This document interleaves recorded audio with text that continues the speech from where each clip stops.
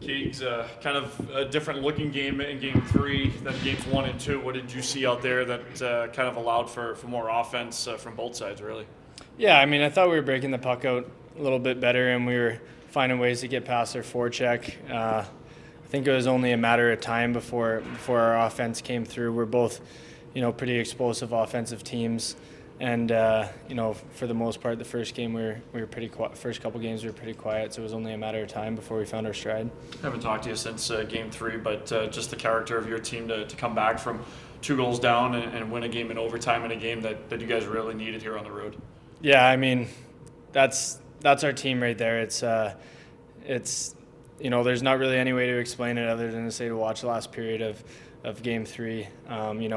We're down 2 goals with 9.5 minutes left, down 2-0 in the series.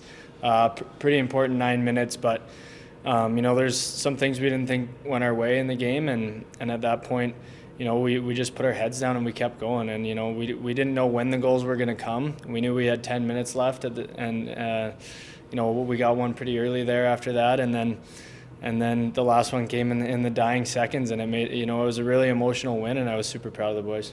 You guys went with 7D on Wednesday night. How have you kind of seen the 7D and kind of the rotation? Because you've kind of been the pivot, if you will, with Bear and with Bouchard here for a good chunk of the 7D rotation.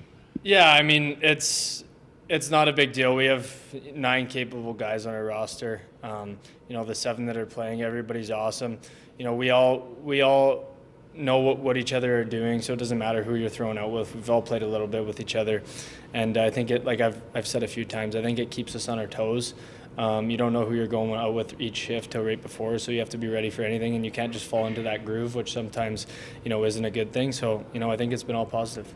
Jay Woodcroft mentioned that momentum not carrying over between games. How do you go about reestablishing yourselves and reestablishing your game here early on in Game 4 in a pivotal series, trying to get this thing tied up? Yeah, it's all about the start. I mean, we got to come out hard. They're a team that has good starts. They forecheck hard right off the bat, so we got to match that. And then there's going to be points in the game where we might not be where we think we are, but we have to keep battling. We know there's a full 60 minutes to get it done, and there's going to be a ton of different ways games are finished in this series. Hopefully they're not all 10 seconds left tying it up, but we know that we have that full 60 to get the result we want. Well, Keegan, what was kind of said in the last minute there in terms of keeping the push on and before Benson got that one with 10 seconds left? Yeah, I mean, I wasn't out there in the last minute. We had all the offensive guys out there, but no, I mean, we've had tons of opportunities in the last minutes of games. I think that might have been our first extra attacker goal of the season, actually, but at the same time, that says that we're not chasing other teams in the last minute a whole lot. But we've had tons of chances, and you're just getting pucks to the net. Everybody was collapsing to the crease, and we had a few guys around the paint there, and just the resilience of Benny to stay on that puck. Bugsy was right in there causing a bit of chaos, so that's kind of been the game plan, and it paid off in the dying seconds.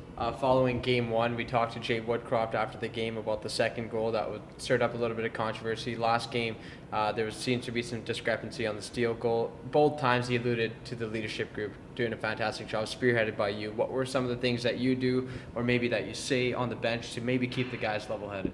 Yeah, I mean, obviously, we don't know. I haven't even seen, and the video is not great. Whether or not it was offside, it doesn't matter.